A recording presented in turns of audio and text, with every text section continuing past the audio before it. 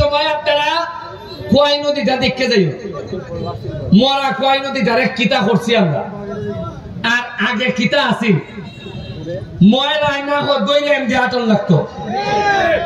এখন এটার মধ্যে আমরা স্পিড বোট চালাই, এই স্পিড বোট চালাইতে গিয়ে এইটার তলে বইরা গেছিলাম। আমি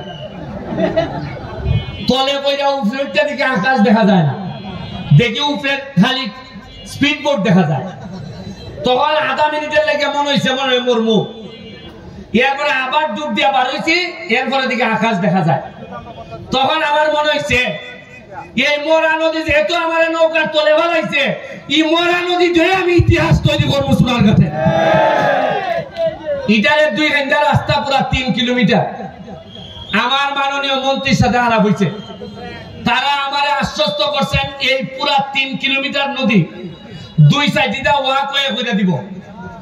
এই নদীর মধ্যখানে একটা রেস্টুরেন্ট হইব, আপনারা আইতে আইতে গিয়া নদীর মধ্যখানে ঝুলন্ত রেস্টুরেন্ট, ইকানের মধ্যে গিয়া আপনারা খাওয়া দাওয়া করবো, একটা দারুণ রেস্টুরেন্ট হইব।